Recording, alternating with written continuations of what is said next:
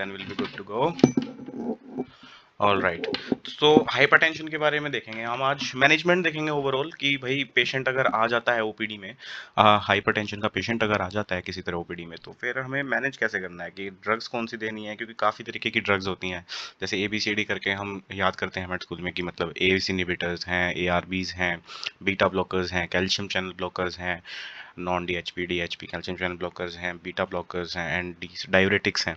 तो फिर कब किस कंडीशन में क्या डोज देनी है, तो जब भी हम आएंगे, कोई भी पेशेंट आता है हमारे पास ओपीडी में, तो एक अप्रोच लेके चलेंगे ताकि हम उसको उनको पेशेंट को ट्रीट कर सकें विद इन द गाइडलाइंस। अब गाइडलाइंस कई बार क्या होती है ना, गाइडलाइंस कई बार आपको बोलती हैं कि ऐसे ऐसे फॉलो करो, लेकिन when you face the patient in real life, तो आपको थोड़ा गाइडलाइंस को अपने तरीके से मोल्ड करना पड़ता है। तो हेयर जो भी आज मैं आपको बताने वाला हूँ, ठीक है, ग्रेडिंग वगैरह सब करके वो तो सब गाइडलाइंस के अकॉर्डिंग है, लेकिन जब भी हम पेशेंट को ट्रीट करेंगे ना, तो कई बार हमें वहाँ पे अपनी आर्ट दिखानी होती है, हमेशा गाइडलाइंस से नहीं चलना रहता। तो कई बार जैसे बोलते हैं कि आप 2 ड्रग्स दो, जब उसका काम एक ड्रग में हो रहा है तो हम 2 ड्रग देके क्या करेंगे, गाइडलाइंस के अकॉर्डिंग 2 ड्रग दे रहे हैं, और जब उसका काम एक में हो रहा है तो क्यों देना, है ना? तो उसको हम टेलर मेड कर देते हैं हर पेशेंट के लिए, इसलिए हम आपको मेडिसिन को यूँ बोलते हैं कि ये कोई जिस जस्ट किताब से पढ़ के आप डॉक्टर नहीं बन सकते, आपको अप्रोच लेनी पड़ती है, हर पेशेंट के लिए डिफरेंट अप्रोच हो सकती है। हो सकता है कि एक ड्रग अगर किसी पेशेंट में काम कर रही है, हो सकता है वो ड्रग उस पेशेंट में नाम काम ना कर रही हो सकता है कि वो ड्रग काम नहीं कर रही हो या फिर वो डोज़ काम नहीं कर रही हो, उसको डोज़ ज़्यादा चाहिए। तो ये एक टेलर मेड अप्रोच होती है हर पेशेंट के लिए, इट्स एन आर्ट। तो आइए स्टार्ट करते हैं हाइपरटेंशन को, क्लिनिकल अप्रोच एंड मैनेजमेंट। इसके हमने नोट्स बना लिए थे कि मैं जल्दी जल्दी आपको बता देंगे, केवल थोड़ी बहुत स्लाइड्स ही हैं, है ना? इसको बड़ा कर लेते हैं स्क्रीन को। कैसे होती है डोंट नो, चलो कोई नहीं, स्टार्ट करते हैं। पहले तो ग्रेडिंग देख लेते हैं। देखो ये तो हमें याद रखना ही चाहिए, नॉर्मल बीपी जो अपना सिस्टोलिक एंड डायस्टोलिक होता है, वो हम 180 130/85, अगर सिस्टोलिक 130 से नीचे और डायस्टोलिक 185 से नीचे देखेंगे, ठीक है। हाई नॉर्मल क्या बोलेंगे, 130 to 139 systolic and diastolic 85 to 89, इसको बोलते हैं। अब पेशेंट, अब एक और बोलेंगे, ग्रेड 1 हाइपरटेंशन, ग्रेड 2 हाइपरटेंशन, और इंडियन कॉन्टेक्स्ट में हम ग्रेड 3 हाइपरटेंशन भी ले लेते हैं, है ना? तो अब जैसे ग्रेड 1 हाइपरटेंशन हम क्या बोलेंगे, 1 सिस्टोलिक अपना है 140 से लेके 159, एंड ग्रेड 2 में सिस्टोलिक है 160 टू 179, एंड 180 से ऊपर चला जाएगा तो ग्रेड 3 में चला जाएगा, है ना? अब 90 टू 100 में हम उसको डायस्टोलिक में ग्रेड 1, ग्रेड 2 अपना 100 टू 109, अब ग्रेड 3 में अपना 110 से ज़्यादा डायस्टोलिक। अब एक पेशेंट है, मान लो कि सिस्टोलिक उसका आया ग्रेड 1 एंड डायस्टोलिक आया ग्रेड 2, तो जैसे वो आया 135/110, राइट? तो उसको आप क्या मानोगे, ग्रेड 1 मानोगे या ग्रेड 2 मानोगे? तो जो भी हायर आता है हम उसको अप्रोच करते हैं। जैसे आप ग्रेड 135/110 में, 110 में क्या आया, ग्रेड 3 आ गया। अगर 100 आया, 135/100, तो इसको हम ग्रेड 2 मानेंगे, क्योंकि डायस्टोलिक ग्रेड 2 में आ रहा है। अगर ग्रेड 3 में आता तो हम ग्रेड 3 मान के उसको अप्रोच करते हैं, ठीक है? तो ये एक बेसिक कंसेप्ट अपना क्लियर हो गया। नेक्स्ट देखते हैं, अब डायग्नोसिस कैसे करना है। कोई भी पेशेंट अगर आ जाता है, उसकी एक रीडिंग आ गई 140/90, तो आप उसको डायग्नोसिस हाइपरटेंशन का नहीं मानोगे, क्योंकि कई बार क्या होता है कि पेशेंट आया, आते ही वो हॉस्पिटल में कोई खुशी, तो कई ज़्यादातर पेशेंट खुशी से तो आते नहीं है, मजबूरी से ही आते हैं, या दुखी होके आते हैं, या किसी परेशानी के साथ आते हैं। तो जब भी वो आएंगे तो बीपी ऑलमोस्ट उनका बढ़ा ही रहता है ज़्यादातर का। तो जब भी हम उनको दोबारा रिपीट करवाते हैं बीपी, तो हो सकता है बीपी कम आ जाए, है ना? तो किसी एक विजिट पे नहीं मानते। वैसे गाइडलाइंस बोलती हैं कि उसको आप 2 से 3 बार बुलाओ, जैसे एक बार आज बुलाया, एक बार 1 हफ्ते या 4 हफ्ते के बीच में बुलाया, फिर एक और बार बुलाया, तो 2 से 3 बार बुलाया। हर रीडिंग पे आपने 3 मेजरमेंट लिए। पहली मेजरमेंट को आपने डिस्कार्ड किया क्योंकि वो हो सकता है फॉल्सली एलिवेटेड हो। फिर आपने जो सेकंड एंड थर्ड रीडिंग ली है उसका मीन निकाल लो, और ऐसे करते करते आप 3 विजिट्स पे कैलकुलेट करो, और फिर उसका देखो कि वो हाइपरटेंसिव है कि नहीं, ठीक है? तो ये तो होगी भाई किताबी बात। अब प्रैक्टिकल लाइफ में अगर पेशेंट अगर आता है तो वो बार बार आपके पास नहीं आएगा। अगर आप यूं बोलोगे कि चलो ठीक है भाई, आपने पर्ची कटवा ली 500 रुपए की, अब बीपी नपाने के लिए अगली विजिट पे फिर से आना, फिर अगली विजिट पे फिर से आना, फिर जाके मैं आपका हाइपरटेंशन का डायग्नोसिस बनाऊंगा। ऐसा होने वाला नहीं है, क्योंकि वो फिर चला जाएगा कहीं और वहाँ पे उसको पता नहीं ट्रीटमेंट कैसा मिलेगा, अच्छा मिलेगा नहीं मिलेगा। जब आप अच्छे डॉक्टर हैं तो आप अच्छी तरह ट्रीट कर सकते हैं, है ना? तो आपने एक ही विजिट पे उसको मोस्ट प्रोबेबली डायग्नोज कर लेना है। तो आप फॉल्सली एलिवेटेड आपको पहली बार में पता चल जाएगा कि अच्छा ये तो ज़्यादा हो रखा है, 5-10 मिनट 15 मिनट उसको बिठाओ, उसको आराम से पानी वानी पिलाओ, आराम से बिठाओ और उसके बाद उसका एक और रीडिंग ले लो। अगर वो भी हाई है तो कितनी हाई है वो आपको अपना देखना पड़ेगा। 140/90 ही है तो हो सकता है कि भाई थोड़ा सा मैनेज कर लेंगे, वैसे ही ठीक हो जाएगा, उसको दवाई की जरूरत नहीं पड़ेगी, क्योंकि हो सकता है वैसे भाग दौड़ के आया हो, कहीं से सीढ़ियाँ चढ़कर आया हो तो बीपी उसी में बढ़ जाता है ना।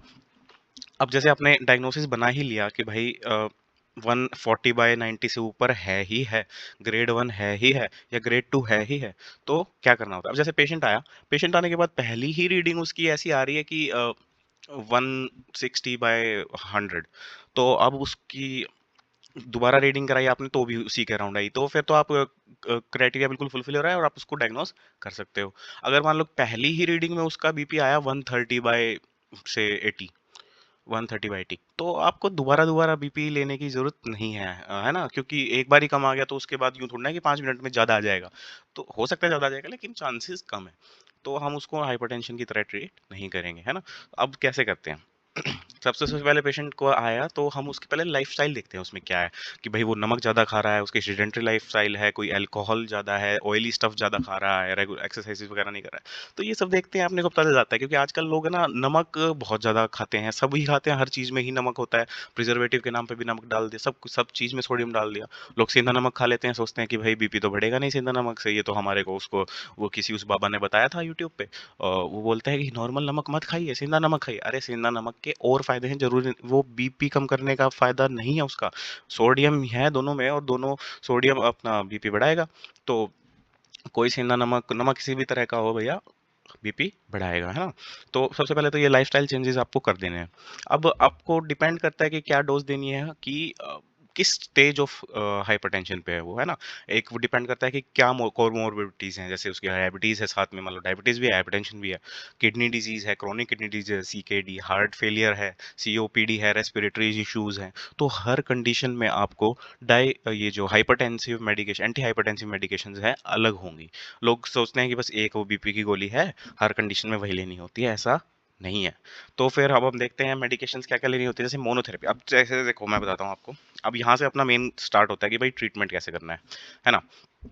अब गाइडलाइंस आप अगर देखोगे तो सबसे पहले क्या बोलती है गाइडलाइन, कि पेशेंट अगर डायग्नोज हो गया है तो आप उसको डुअल थेरेपी पे स्टार्ट कर दो।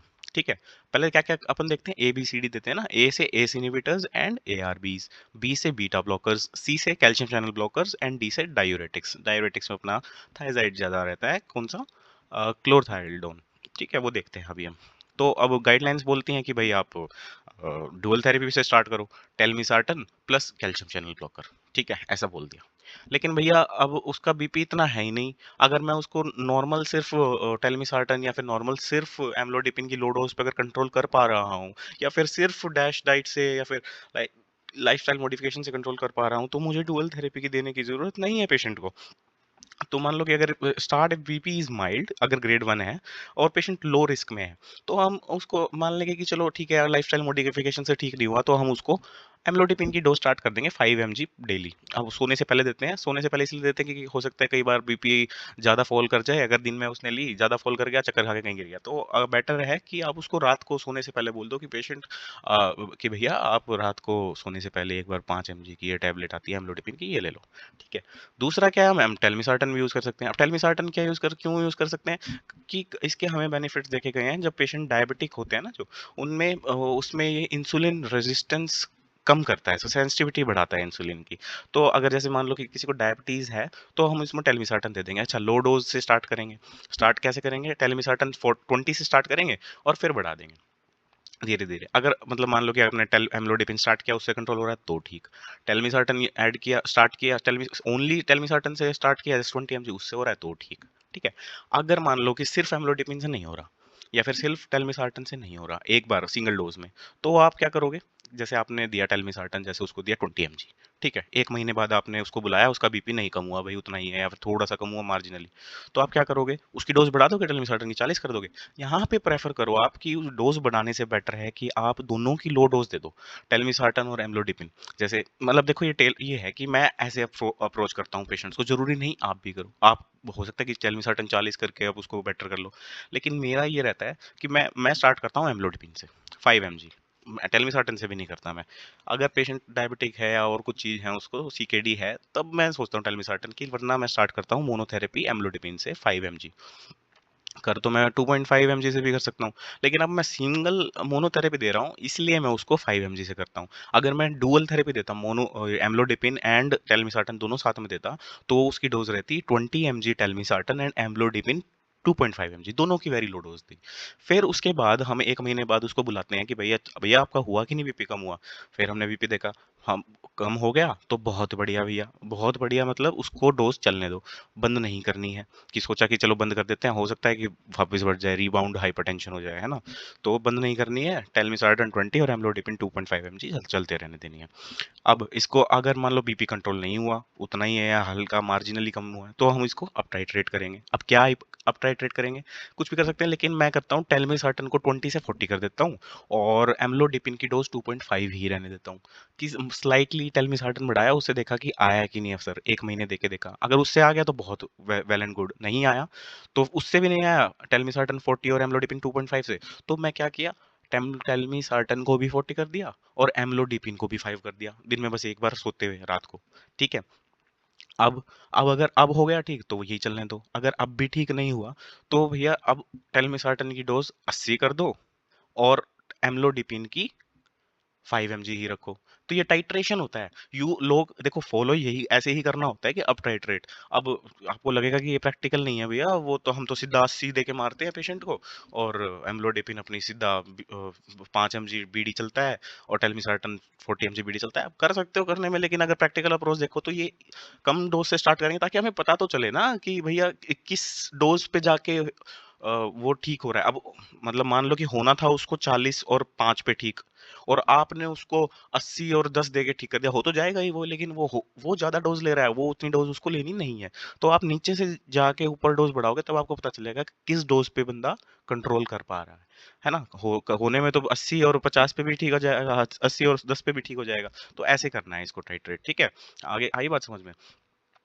ठीक है, अब यहाँ तक आ गए। अब मान लो कि अगर उस पे भी कंट्रोल नहीं हो रहा, तो हम क्या करेंगे, हम इसकी बीडी डोज कर देंगे। जैसे टेलमिसार्टन 40 mg और एम्लोडिपिन 5 mg की बीडी डोज कर दी, तो मतलब पूरे दिन में टेलमिसार्टन वो ले रहा है 80 mg और एम्लोडिपिन ले रहा है 10 mg डिवाइडेड डोजेज में। ठीक है, चलो अब नेक्स्ट चलते हैं। अब कुछ ये है कि डायबिटीज को मैंने आपको बता दिया टेलमिसार्टन कैसे फायदा करता है। अब सीकेडी में कैसे फायदा करता है, राइट? सॉरी। सीकेडी में क्या फायदा करता है, जैसे टेलमिसार्टन क्या होता है, टेलमिसार्टन होता है एंजियोटेंसिन रिसेप्टर ब्लॉकर। ठीक है। जो एस इनहिबिटर्स होते हैं वो तो एस एंजाइम को इनहिबिट करते हैं ताकि एंजियोटेंसिन 2 ना बने। अब एंजियोटेंसिन 2 बन जाता है, और मोटा मोटा बता देता हूँ, एंजियोटेंसिन 2 बन जाता है तो वो क्या करता है, वो जीएफआर बढ़ा दे, कंस्ट्रिक्ट करा देता है इफरेंट आर्टीरियोल को। अब वो अगर हम उसका रिसेप्टर जो एंजियोटेंसिन 2 है उसका रिसेप्टर ब्लॉक कर देंगे, जो कि टेलमिसार्टन करता है, तो उसका रिसेप्टर ब्लॉक कर दिया तो वो कंस्ट्रिक्ट नहीं करेगा ईफरेंट आर्ट्रियोल, वो कंस्ट्रिक्ट नहीं करेगा तो फैल जाएगा तो जेफर कम होगा, किडनी पे प्रेशर कम पड़ेगा, है ना, फिल्ट्रेशन कम होगी, तो लॉन्ग टर्म में अच्छा इफेक्ट आएगा पेशेंट को, है ना। Other ARBs, ACE inhibitors, thiazides, beta blockers, depending on the profile we can use। Dual therapy मैंने आपको बता दिया। अगर मान लो कि वो ग्रेड 1 में था, 160 से नीचे नीचे था और 100 से नीचे नीचे था, तो उस पे अपन ने दे दिया था उसको, ये सिंगल मोनोथेरेपी से स्टार्ट करके अप टाइट्रेट किया था। अगर मान लो कि आया ही पेशेंट 160 और 100 से ऊपर, ग्रेड 2 में ही आया, तो वहाँ पे मैं मोनोथेरेपी यूज़ नहीं करता, वहाँ पे मैं डायरेक्ट स्टार्ट करता हूँ डुअल थेरेपी, और वही मिनिमम डोज से स्टार्ट करेंगे, एम्लोडिपिन 2.5 और टेलमिसार्टन 20 mg। आप ज़्यादा से भी यूज़ कर सकते हो सकता है कि आप टेलमिसार्टन 40 एंड एम्लोडिपिन 5 से भी स्टार्ट कर सकते हो, वो अपना है जैसे भी है। आप मेरी मानो तो आप 40 एंड 5 से स्टार्ट करके देख सकते हो OD dose before going to the bed. ठीक है, use lower dose of two agents to minimise side effects, ताकि हमें साइड इफेक्ट्स भी कम मिले और पता भी चले कि एग्जैक्टली किस डोज पे जाके वो कंट्रोल में आ रहा है। तो जैसे हमने देखा कि टेलमिसार्टन प्लस एम्लोडिपिन 20 या फिर 2.5 mg या फिर 40 एंड 5 mg। ठीक है, अब नेक्स्ट चलते हैं। अच्छा, अब मान लो कि इन अपन ने क्या करा, अप टाइट्रेट करते गए, करते गए, करते गए, और टेल्मिसार्टन की डेली डोज़ जा रही है 80 एमजी और एम्लोडिपिन की जा रही है 10 एमजी, और उस पे भी कंट्रोल नहीं आ रहा। यहाँ पे मैं शिफ्ट कर जाता हूँ। देखो, लोग करने में तो डॉक्टर्स ये भी करते हैं कि इसको भी अप टाइट्रेट कर दो, 80 का 120 कर दो, है ना? और उसको भी बढ़ा दो, लेकिन कितना बढ़ाओगे? तो मैं यहाँ पे 80 और 10 पे रुक जाता हूँ, और इसके बाद मैं थर्ड ड्रग ऐड करता हूँ, जो कि होती है डायूरेटिक। अब कौन सी डायूरेटिक? क्लोरथेलिडोन यूज करते हैं, क्योंकि इसका एक है ना, आप सिंगल डोज देंगे और वो 24 आवर से भी ज्यादा लंबा एक्शन जाता है उसका, तो फिर अच्छे में कंट्रोल में आता है, है ना? बीच में यूं नहीं कि भाई हाँ भैया 20 घंटे हो गए मैं और काम नहीं करूंगा, ऐसा नहीं है। वो काम करता है, 24 घंटे काम करता है ना? तो 12.5 mg ओडी सिर्फ एक सिंगल डोज पे, जो पहले डोज चल रही थी टेल्मिसार्टन एम्लोडिपिन, वो तो चलानी है ही, उसके ऊपर हमें क्लोरथेलिडोन ऐड कर देनी है। प्रेफर्ड होता है क्योंकि लॉन्गर एक्शन होता है ना? और भी हम दे सकते हैं, जैसे हाइड्रोक्लोरथेलिडोन 12.5 mg या 25 mg ओडी तक जा सकते हैं, लेकिन क्लोरथेलिडोन में असर आ जाना चाहिए। अब और भी हैं ड्रग, जैसे थाइजाइड लाइक डायरेटिक्स हैं, इंडापामाइड, जो इनकी वैसोडाइलेटिंग प्रॉपर्टीज होती हैं। थाइजाइड लाइक इसलिए क्योंकि ये मोलिकुलर लेवल पे थोड़ा स्ट्रक्चर इनका अलग रहता है, एग्जैक्टली थाइजाइड नहीं है लेकिन काम वैसे ही करती हैं, तो इसलिए थाइजाइड लाइक। अब मान लो भैया कि 3 ड्रग दे दिया हमने, टेल्मिसार्टन दे दिया, एम्लोडिपिन दे दिया, है ना, क्लोरथैलिडोन दे दिया, बड़ी सबकी हाई डोज दे दी, बंदे का बीपी फिर भी कंट्रोल नहीं हो रहा, तो इसको बोलते हैं हम resistant hypertension, when the BP is still high even after using 3 antihypertensive, out of which one is a diuretic। ठीक है, इसके बाद वो उसको बोल देते हैं, हम घोषणा कर देते हैं, अखबारों में छपवा देते हैं कि भाई ये है resistant hypertension, 3 anti hypertensive, out of which one is a diuretic. ठीक है, छपवा दिया भाई अखबारों में। तो अब इसकी ड्रग ऑफ चॉइस क्या होती है रेजिस्टेंट हाइपरटेंशन की, सॉरी। इसको हम देते हैं स्पाइरोनोलैक्टोन, 12.5 mg ओडी से स्टार्ट करेंगे, बढ़ाते बढ़ाते 20, 25 और 50 तक जा सकते हैं, मैक्सिमम 100 तक जा सकते हैं, लेकिन फिर हमें वो पोटेशियम और रीनल फंक्शन, मैं तो नहीं जाता, 50 तक जाता हूँ, बस दैट्स इट। उसके बाद नहीं भैया, इसके बाद नहीं हो सकता, आप अपने देखेंगे, है ना? फिर स्पेशल क्लिनिकल सिनेरियोज, अब हम सिनेरियोज देखते हैं। अभी जो अपन ने पढ़ा, अब मजा आएगा कि पेशेंट को ट्रीट कैसे करते हैं। अब ये रियल लाइफ सिनेरियोज आएंगे, है ना? अब 55 साल का मेल आता है, भैया मेरे को है ना डायबिटीज भी है और बीपी अभी तक तो पता नहीं था, अब आपने बीपी लिया, अब मेरे को बीपी आ रखा है, तो हाई आ रखा है, 150/90 आ रखा है, क्या करूँ? तो भैया मैं कहूँगा कि आप है ना ARB स्टार्ट कर दो, टेल्मिस्टार्टन और एम्लोडिपिन स्टार्ट कर दो, क्योंकि आप ग्रेड 1 में ही हो, तो मेरी मानो तो आप है ना डुअल थेरेपी स्टार्ट कर रहे हो भैया, तो फिर आप लो डोज में स्टार्ट करो भैया। आप क्या करो, टेल्मिसार्टन का 20 लो भैया और एम्लोडिपिन का 2.5 लो। अब मेरे साथ वाला बोला कि भैया मैं तो 40 और 5 दूंगा, मैं कहा भैया तू वो दे दे, कोई बात नहीं, दोनों दे के देख सकते हैं, है ना? तो आर्ट है, तेरी पेंटिंग मेरी पेंटिंग अलग अलग हो सकती है, ट्रीटमेंट से अंदा वो नतीजा सेम आना चाहिए, बंदे का बीपी कंट्रोल होना चाहिए, है ना? तो मैं लो से स्टार्ट करता हूँ, ताकि पता चल जाए किस डोज पे जाके बंदा कंट्रोल हो रहा है, आप वो भी कर सकते हो। तो पहला केस देख लिया, डायबिटीज है, डायबिटीज है तो अपन टेल्मिसार्टन इसलिए ऐड करेंगे क्योंकि इंसुलिन सेंसिटिविटी को बढ़ा देता है, एम्लोडिपिन भी यूज करते हैं साथ में। ठीक है, protect kidney, avoid S inhibitors avoid करते हैं, तो बिकॉज कफ होता है। ठीक है यार, ड्राई कफ होता है, वो तो साइड इफेक्ट्स किसी और वीडियोस में देख सकते हैं हम, अभी पता चल ही जाएगा आगे जब हम केस डिस्कस करेंगे। अब आई भाई एक फीमेल आई, माता जी आती है 62 साल की, और पहले से ही बोलती है बेटा मेरे को है ना स्टेज 2 हाइपरटेंशन है, स्टेज 2 हाइपरटेंशन, और प्रोटोन्यूरिया भी है मुझे। समझ रहा है? इसका मतलब समझ रहा है प्रोटोन्यूरिया का क्या मतलब है? मतलब किडनी डैमेज हो रही है भैया, किडनी डैमेज हो रही है, मतलब वो ग्लोमेरुलाई हैं वहां से ना फिल्टर आउट हो रहा है प्रोटीन, है ना? तो अब क्या करेंगे?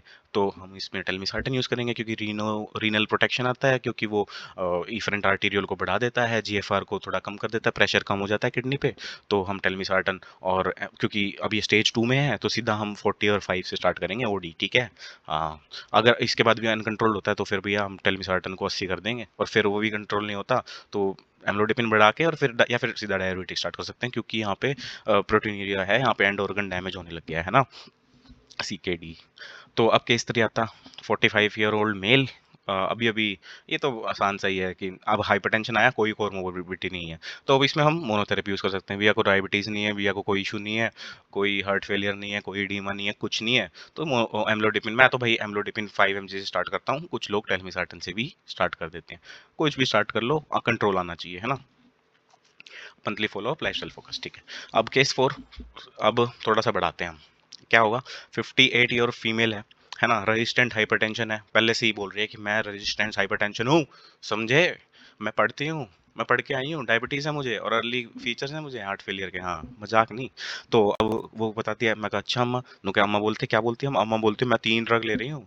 क्यों? कौन-कौन से ड्रग? एक टेलमिसार्टन ले रही हूँ, एक एम्लोडिपिन ले रही हूँ और एक डायूरेटिक ले रही हूँ। तो जिन 3 ड्रग ले रही हूँ जिनमें से एक डायूरेटिक है और इसलिए अब मैं रेजिस्टेंट हाइपरटेंशन हूँ। मैं कहा अच्छा अम्मा, तो फिर अब क्या करें अम्मा? तो अम्मा बोलती है कि भैया मेरे को स्पाइरोलेक्टोन दो। स्पाइरोलेक्टोन क्या होता है? ड्रग ऑफ चॉइस है इसमें रेजिस्टेंट हाइपरटेंशन में। मैं कहा ठीक है अम्मा। अम्मा फिर डोज़ भी बता दो। नु क्या हाँ, हाँ, 12.5 एमजी या फिर 25 एमजी से स्टार्ट कर दो। मैं कहा ठीक है अम्मा ले लो। अब अगर स्टिल कंट्रोल्ड है तो फिर उसके बाद हम बीटा ब्लॉकर या सेंट्रल अल्फा एगोनिस्ट या क्लोनिडीन क्या बोल रहा हूँ, क्लोनिडीन स्टार्ट करते हैं। ठीक है। अब पेशेंट है 5th केस। अब आया भैया मेरे को सांस लेने में दिक्कत है। मैं कहा अच्छा। तो वो बोलता कि मैं कहा क्या है भैया तुझे? उन्होंने कहा सीओपीडी। मैं कहा अच्छा जब पता ही है तो फिर खुद ही करा लेने के। नहीं। मैं कहा चल ठीक है। 70 ईयर ओल्ड मेल, अच्छा मेल 70 ईयर बाबा जी आए। तो 70 ईयर ओल्ड मेल आते हैं, हाइपरटेंशन विद सीओपीडी। ठीक है। रेस्पिरेटरी इश्यूज हैं। अब रेस्पिरेटरी इश्यूज में हमें क्या ध्यान रखना है कि हमें बीटा ब्लॉकर अवॉइड करनी है। बीटा ब्लॉकर अवॉइड क्यों करनी है? बीटा ब्लॉकर अवॉइड इसलिए करनी है क्योंकि अब वो ब्रो ये बैटरी खत्म होने वाली है लैपटॉप की। इससे पहले ये खत्म हो मैं जल्दी जल्दी कर देता हूँ। बीटा ब्लॉकर अवॉइड करने हैं क्योंकि avoid non selective beta blocker because bronchospasm का रिस्क होता है। सेफ रेजिम क्या होती है इसमें? टेलमिसार्टन और एम्लोडिपिन। इफ बीटा ब्लॉकर अगर नीड होती है तो हम cardio selective like bisoprolol use करते हैं। कुछ ड्रग पर्ल्स हैं जैसे हमें यूज करनी है एआरबी जो कि रीनल प्रोटेक्टिव होते हैं। हमने देखा डायबिटीज़ में, सीकेडी में और सीओपीडी में ताकि कोई कफ ना हो इसको यूज़ करते हैं। एस इनहिबिटर्स हम अवॉइड करते हैं जब कफ या एंजियोडीमा हो क्योंकि ड्राई कफ कराता है। Calcium channel blockers potent anti hypertensive है, साइड इफेक्ट इसका एडीमा है तो जहाँ पे भी एडीमा हो जाता है हम उसको अवॉइड करते हैं। नॉन डीएचपी जब हाइपरटेंसिव अरिदमिया होगा, रेट कंट्रोल करनी होगी और हमें बीपी कम करना होगा तब हम यूज़ करेंगे डिल्टियाजम विरापामिल। थायजाइड लाइक क्लोरोथेरिडोन इसका effective add ons watch for electrolytes हमें पता है। Spironolactone best add on in resistant hypertension. Monitor करना होता है potassium and renal functions. So thank you very much. बहुत अच्छा लगा। 20-22 मिनट की वीडियो है, अच्छे से हाइपरटेंशन का मैनेजमेंट कर लेंगे। तो thank you very much. See you letter.